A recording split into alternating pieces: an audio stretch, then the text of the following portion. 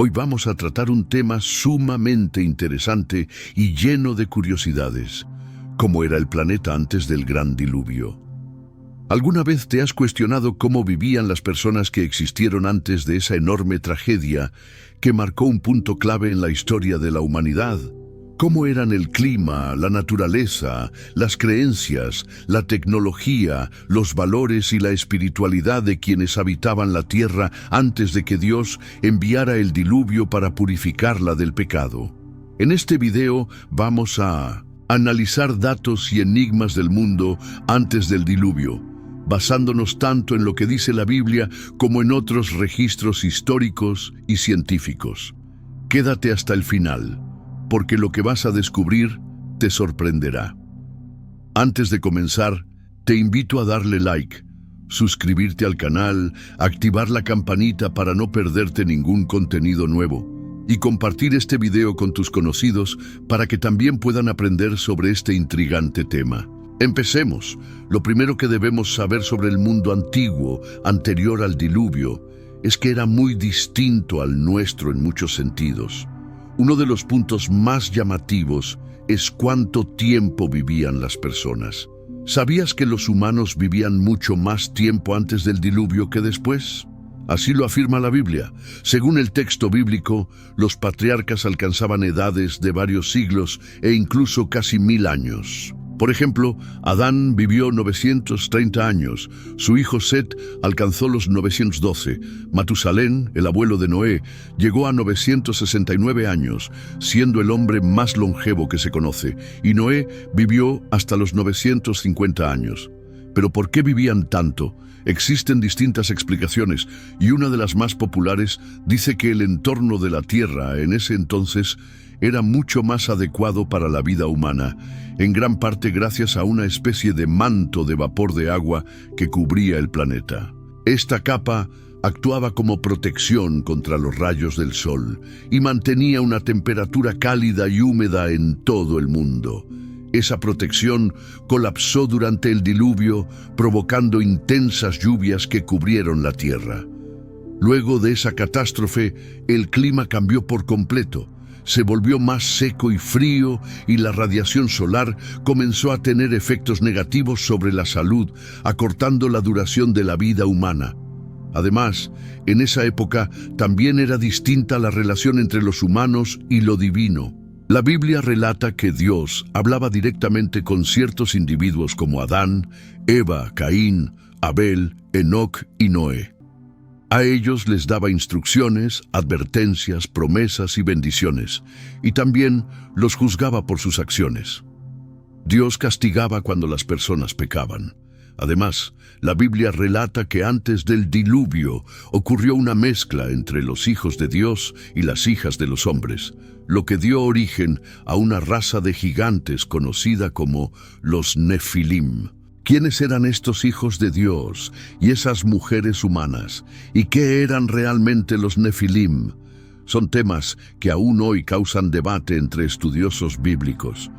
Una interpretación bastante difundida señala que los hijos de Dios eran ángeles caídos, seres celestiales que se rebelaron contra Dios y descendieron a la tierra para unirse con mujeres. Esa unión prohibida dio lugar a los Nefilim, criaturas mitad humanas y mitad angelicales, conocidos por su gran tamaño, fuerza descomunal y comportamiento violento. Se dice que ellos contribuyeron significativamente a la corrupción y violencia del mundo antiguo, lo que encendió la ira de Dios y su decisión de intervenir con el diluvio. Pero ¿quiénes eran exactamente estos ángeles caídos y por qué se rebelaron contra Dios? Para comprenderlo, debemos retroceder aún más, hasta antes de que existiera la tierra. Según la Biblia, antes de la creación del mundo, existía Dios con su Hijo Jesús. También había creado a los ángeles, seres espirituales diseñados para adorarlo y servirle. Entre ellos, uno destacó por su esplendor, sabiduría y autoridad: Lucifer, cuyo nombre significa estrella de la mañana. Era un querubín especial que cubría el trono de Dios y lideraba a los demás ángeles. Sin embargo, su orgullo creció, albergando envidia y ambición. Deseaba ser igual a Dios y ocupar su lugar, así que persuadió a una tercera parte de los ángeles a seguirlo en una rebelión. Pero Dios, siendo justo y todopoderoso, no toleró esa traición. Expulsó a Lucifer y a los ángeles que lo siguieron, arrojándolos a la tierra. A partir de entonces, Lucifer fue llamado Satanás, que significa enemigo, y sus seguidores se convirtieron en demonios, espíritus malignos bajo sus órdenes. Ese fue el origen de la guerra espiritual, una lucha entre dos reinos, el de Dios y el de Satanás. Al crear la tierra y formar al ser humano a su imagen, Dios inició una obra maravillosa. Pero Satanás lo vio como una oportunidad para vengarse. Tomó el control de la tierra como si fuera su territorio y consideró a Adán y Eva intrusos. Para arruinar el plan de Dios, usó a la serpiente, una criatura muy astuta, para engañar a Eva y sembrar dudas sobre la palabra divina. Le prometió que, al comer del fruto prohibido, sería como Dios, conociendo lo bueno y lo malo. La mujer cayó en la trampa. Por la mentira de Satanás, comió del fruto y también se lo dio al hombre que estaba con ella. Desobedecieron a Dios y pecaron, perdiendo la comunión con Él y su inocencia original. También perdieron la autoridad que tenían sobre la tierra y se la entregaron a Satanás, quien se convirtió en el príncipe de este mundo. Desde entonces, el pecado entró en la humanidad y trajo consigo muerte, dolor, sufrimiento, enfermedad, violencia, injusticia, opresión y rebelión contra Dios. La historia de la humanidad se convirtió en una historia de caída y redención, de conflicto y esperanza, de juicio y gracia. Uno de los primeros ejemplos de esta historia fue la de Caín y Abel, hijos de Adán y Eva. Eran hermanos, pero tenían actitudes diferentes hacia Dios. Abel era pastor de ovejas y ofrecía a Dios los mejores animales de su rebaño como sacrificio. Caín era agricultor y ofrecía a Dios los frutos de la tierra, pero sin la misma disposición de corazón. Dios estaba complacido con Abel y su ofrenda, pero no con Caín y la suya. Esto provocó la ira y los celos de Caín, quien no aceptó la corrección de Dios y mató a su hermano Abel en el campo.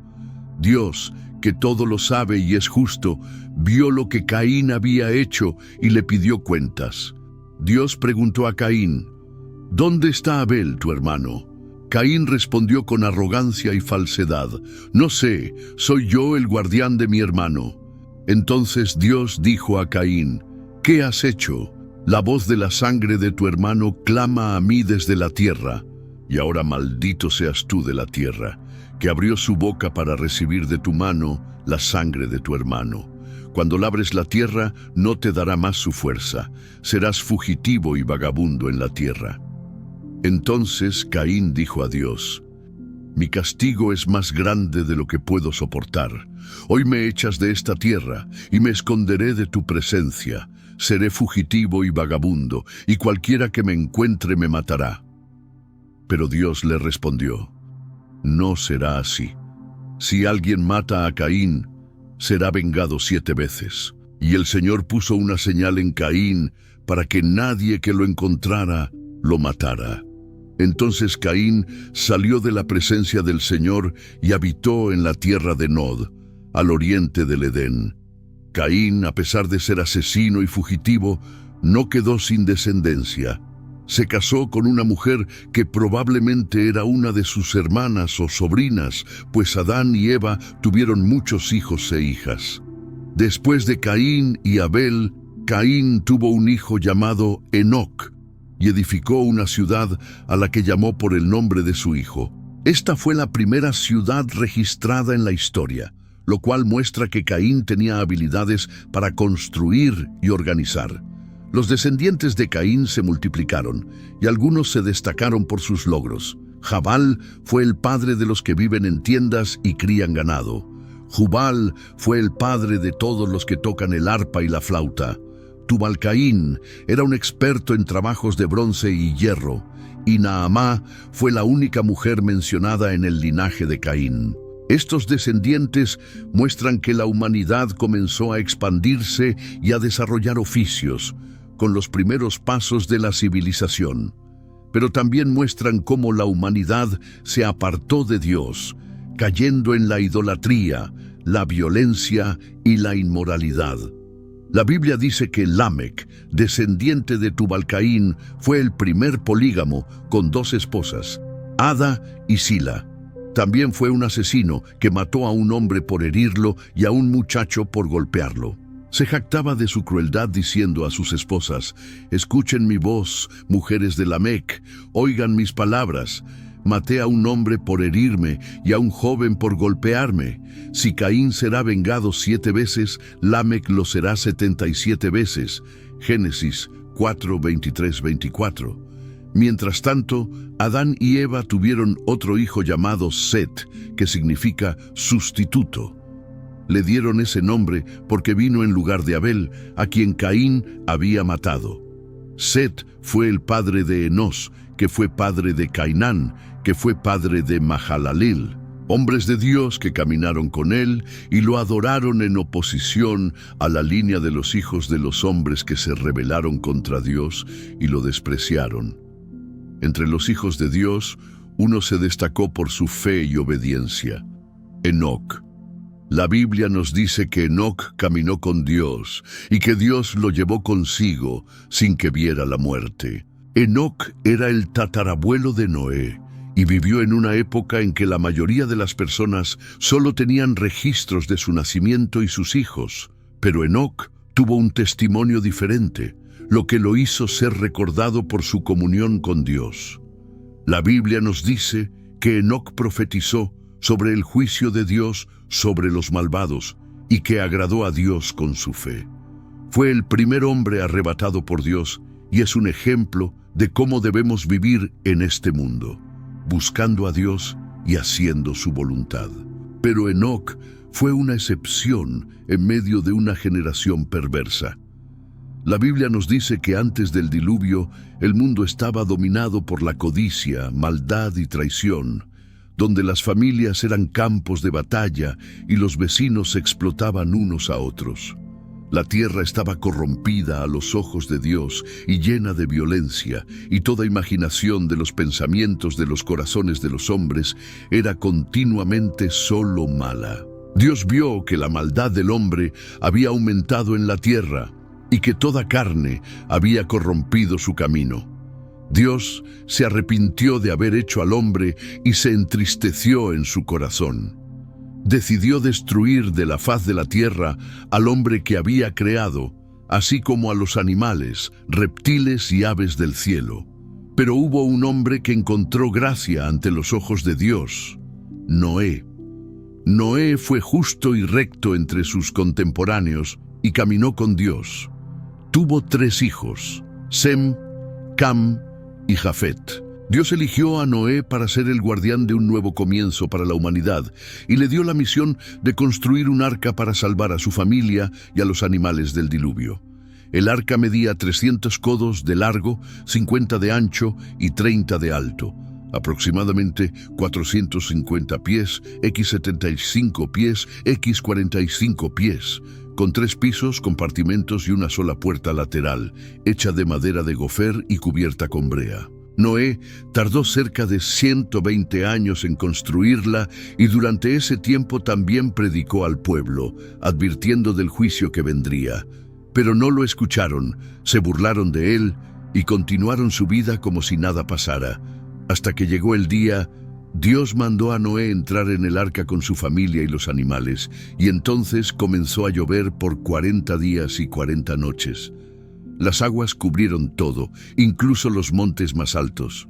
Toda criatura con aliento de vida murió. Solo Noé y los que estaban en el arca sobrevivieron.